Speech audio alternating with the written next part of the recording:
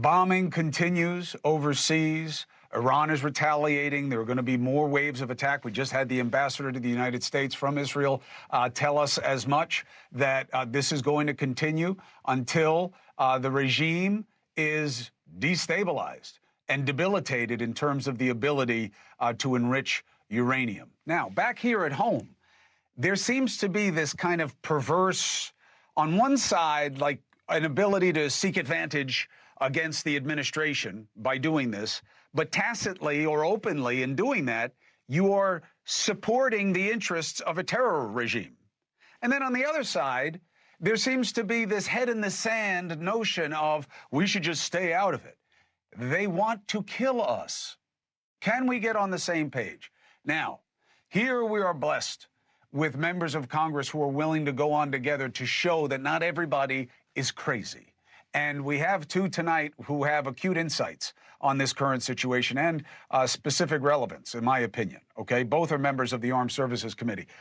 Republican, Dr. Rich McCormick, Democrat, Adam Smith. It's good to have you both. Thank you very much. So help me with something, Adam. I don't get this, what's happening right now. I get sympathy for what's happening in Gaza, wanting it to stop.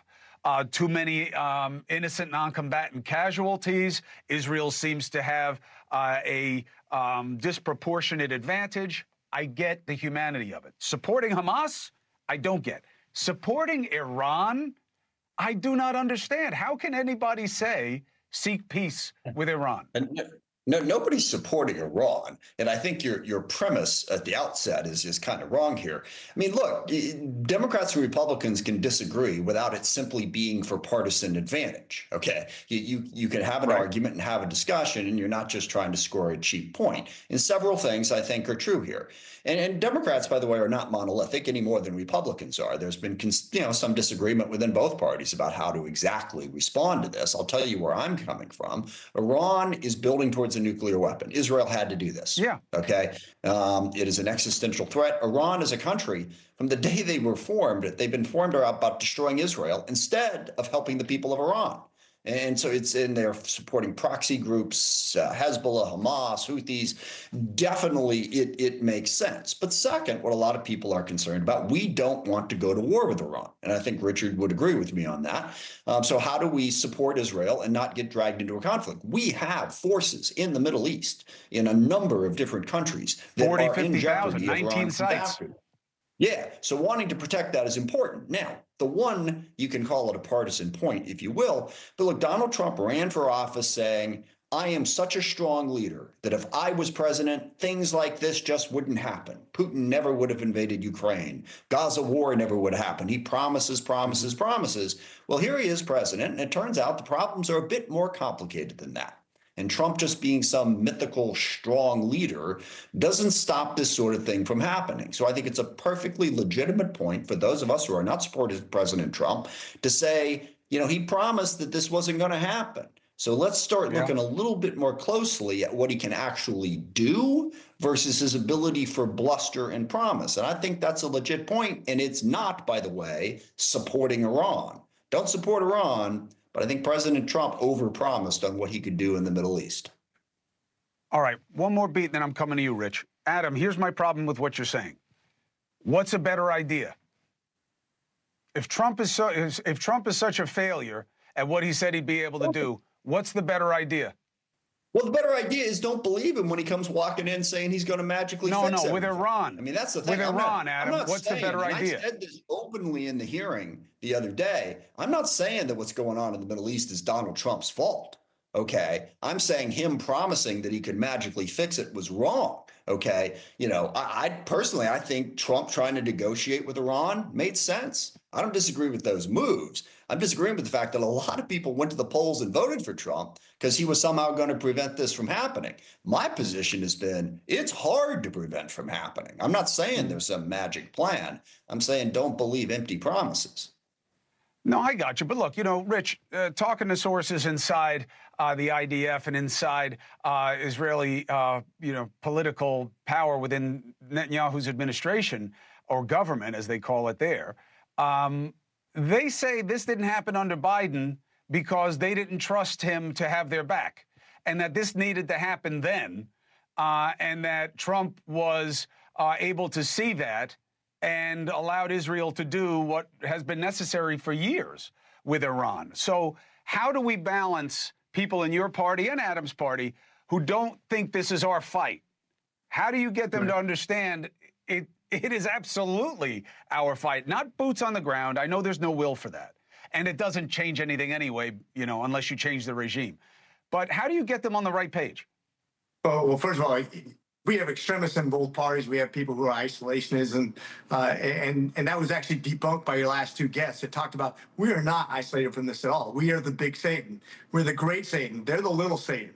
They're coming after us any chance they have. They've been using proxies to annihilate our allies and our friends. They've come after our U.S. troops. They've come after our U.S. soil. This is an evil regime that has to be taken out. I think every time they launch a weapon, it doesn't matter how they launch the weapon. We should have taken out their weapon manufacturing a long time ago. The fact is, if they produce nuclear weapons, then it's too late. So I'm glad they did this.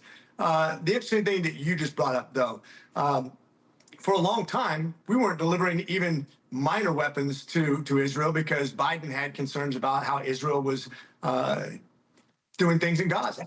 And we protested that. We said, why would you hold up even M16 parts to go over to Israel? They said, well, we're not going to give you offensive weapons.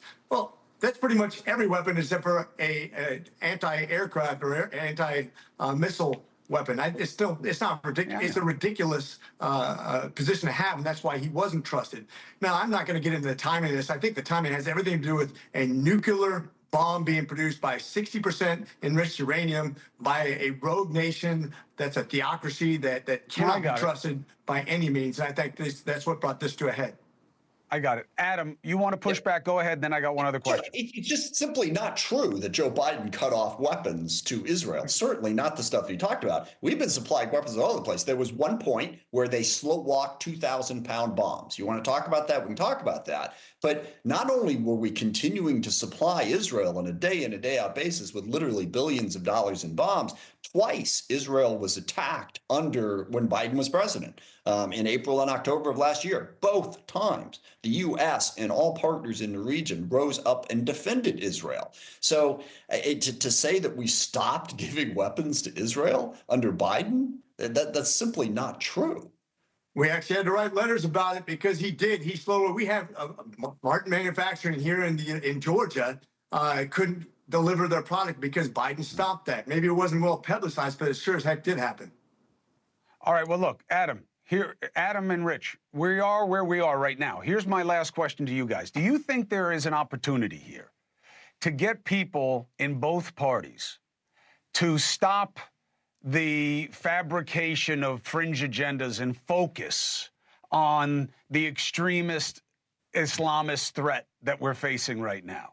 Do you think that there's a chance, Adam, for cooperation of both sides against a force that absolutely wants to kill all three people on this screen? I think there's been considerable bipartisan agreement on that point.